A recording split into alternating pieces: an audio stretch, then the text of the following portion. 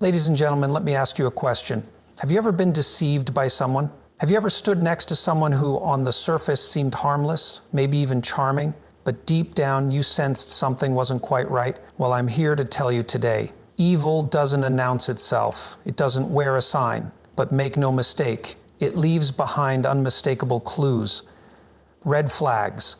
If you know what to look for, you'll see them before it's too late. Now, before we dive into this, I want to make something clear.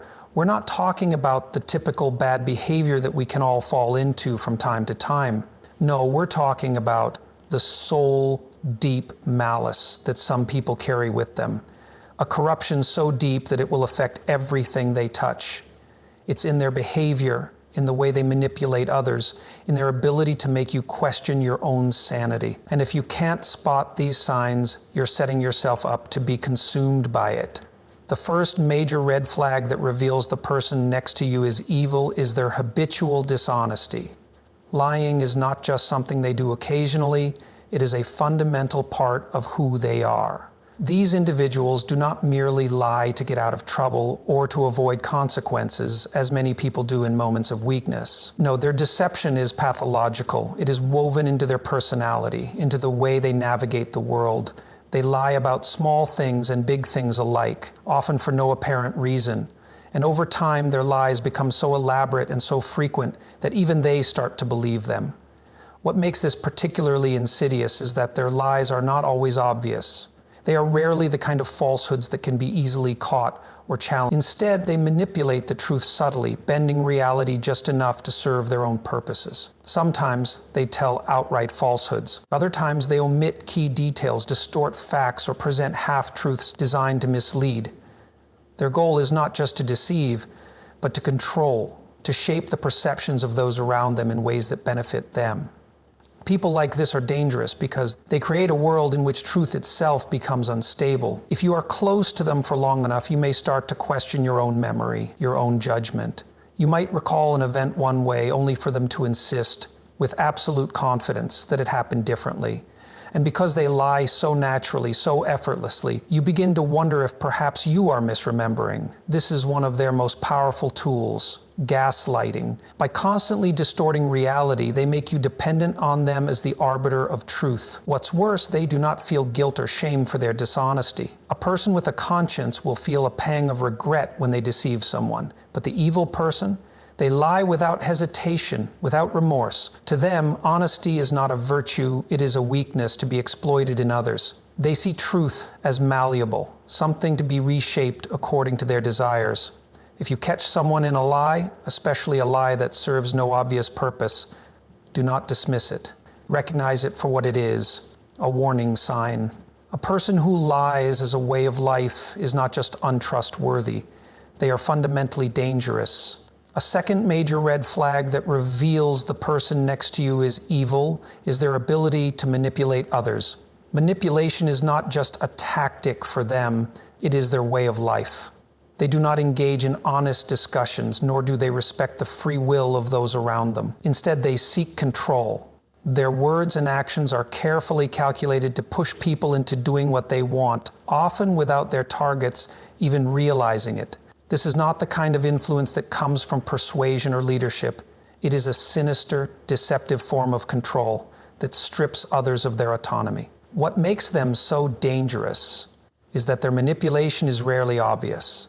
They do not bark orders or demand obedience outright. Instead, they employ subtle psychological tactics, weaving a web around their victims so tightly that it becomes nearly impossible to break free. They use guilt, fear, flattery, and even fake concern to bend people to their will. One of their favorite techniques is gaslighting, making someone doubt their own perceptions and memories so that they become confused and dependent. They might say things like, "You're imagining things," or "I never said that," even when you clearly remember otherwise. The more they make their target question reality, the easier it becomes to control them.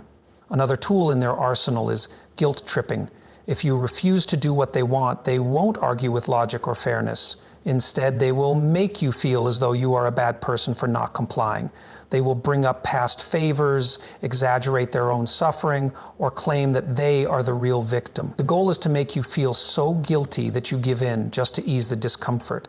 This tactic is especially effective on kind-hearted people who do not want to hurt others. They also use triangulation, a method where they involve a third party to create confusion and conflict. They might tell you that someone else has been speaking badly about you or spread half-truths between two people to make them turn against each other. This keeps everyone on edge and makes them the central figure of control. These individuals do not care about fairness, honesty, or mutual respect. Their only concern is getting what they want, and they will twist any situation to achieve that. The longer you stay around them, the more they will reshape your reality to fit their narrative.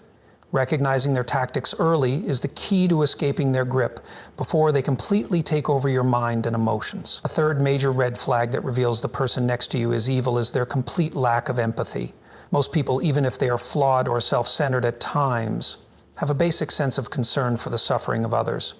They might not always act on it perfectly, but they feel something. An evil person does not.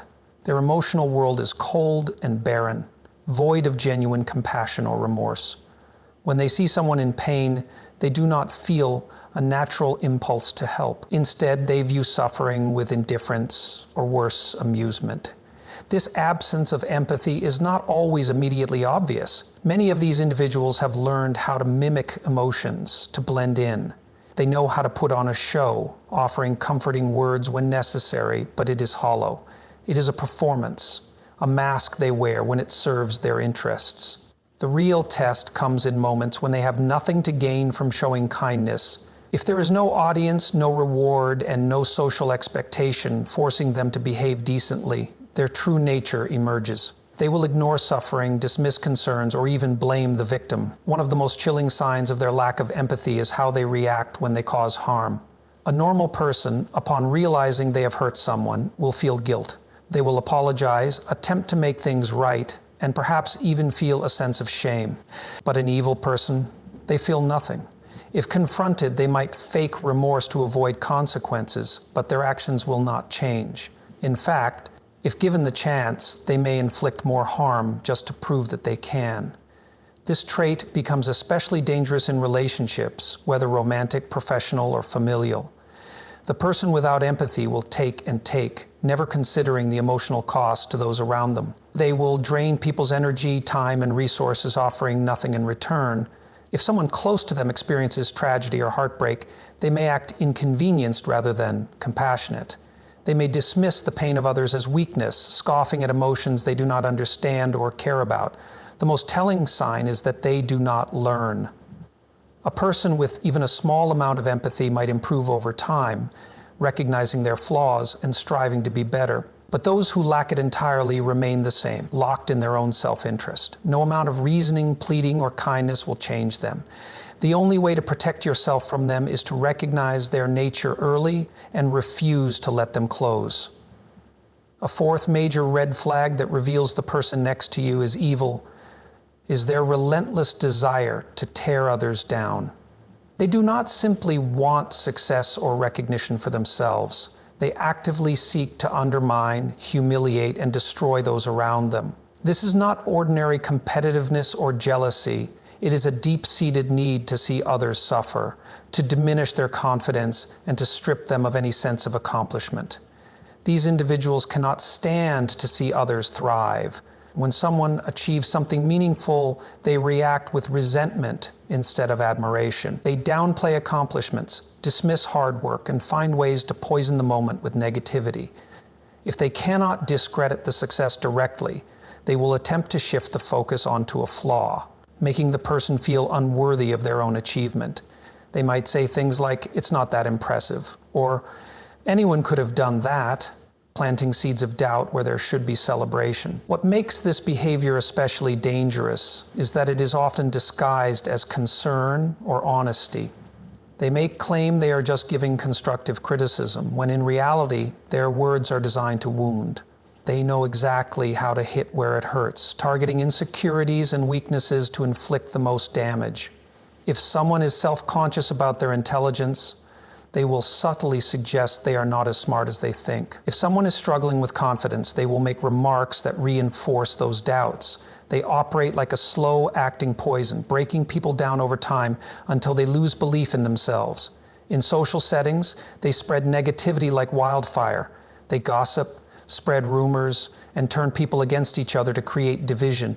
They enjoy watching relationships crumble and friendships fall apart because it gives them a sense of control. The more chaotic the environment, the easier it is for them to manipulate those around them. They will insert themselves as the trusted confidant, all while secretly fueling the destruction.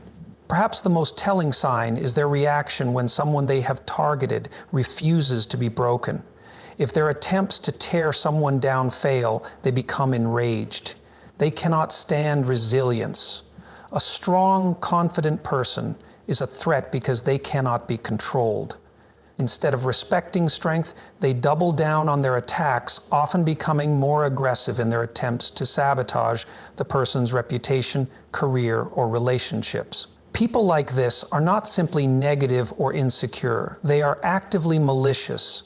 Their goal is not to improve or challenge others in a healthy way, but to strip them of their dignity and power.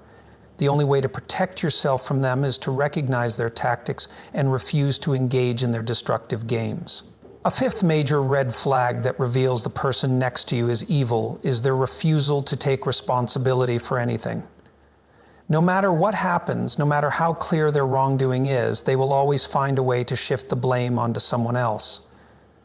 They live in a world where they are never at fault, and every failure, every mistake, every conflict is always someone else's doing. This is not simply a defense mechanism or a momentary lapse in accountability. It is a deliberate pattern of behavior designed to absolve them of any consequences. These individuals have mastered the art of playing the victim.